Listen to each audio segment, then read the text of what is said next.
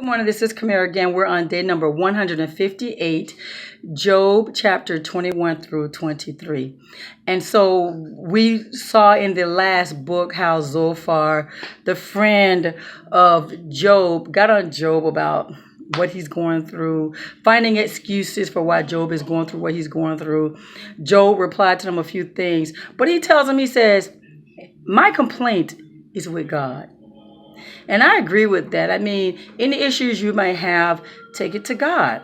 And he's like, and then he goes through this series of example of how the wicked get away with everything. You know, they usually have good days and prosperous situation. Their children are always happy. They go to bed with peace on their minds. Yet they reject God. They refuse to follow him. They refuse to get to know him, and they get away with murder. Yeah, their kids might suffer for their, get punished for what their fathers did. But I think that the fathers or the people who sin need to be the ones who, get punished for their sins. And he's like, it's just the evil seem to prosper. So he's like, and he's telling his friends, all you guys do is, explain with these lies and what have you.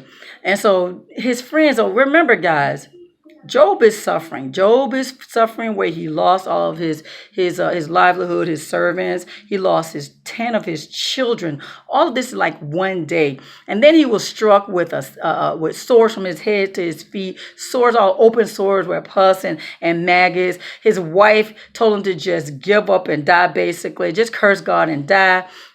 His friends, supposedly to be comforting him, are just really trying to tell him to just change from your wicked ways.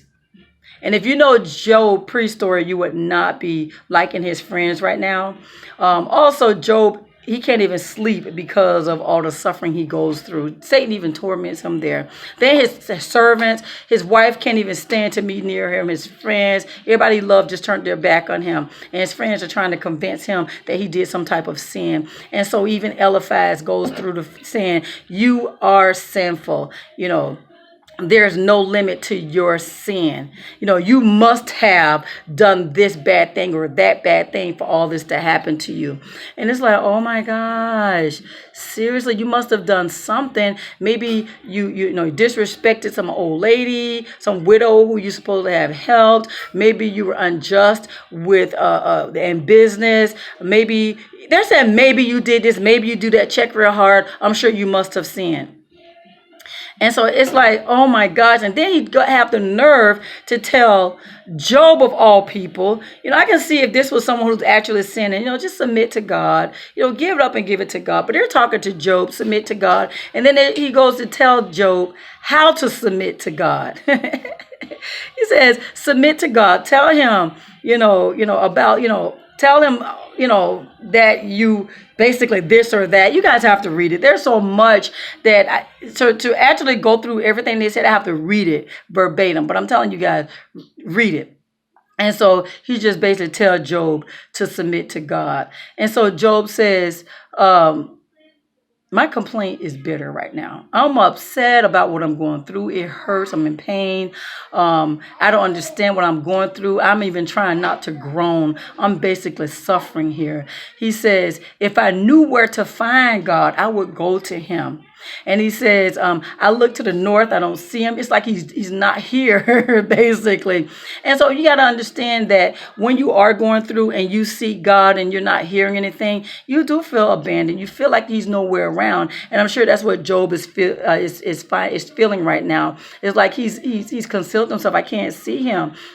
And so he says, he knows where I am, he says, I have stayed with God. I have followed his path. I've been obedient to God. I have not turned from God. I am faithful to God. I follow his ways. And he says, I've treasured God's words more than I treasure food. So he's really not understanding why he's going through, why God isn't answering him, why he's going through. He says, God controls my destiny. So I love the fact that he's going through, but he still understands who God is.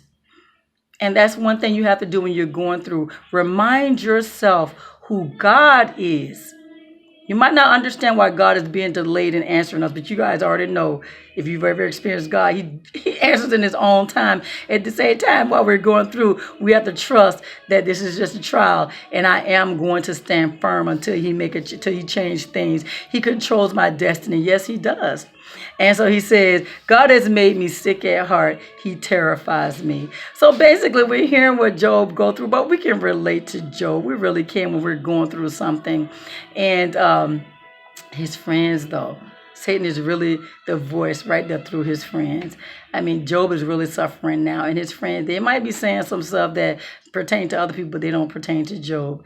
And so, yeah, guys, this is day number 158, Job chapter 21 through 23. You have a God-filled blessed day.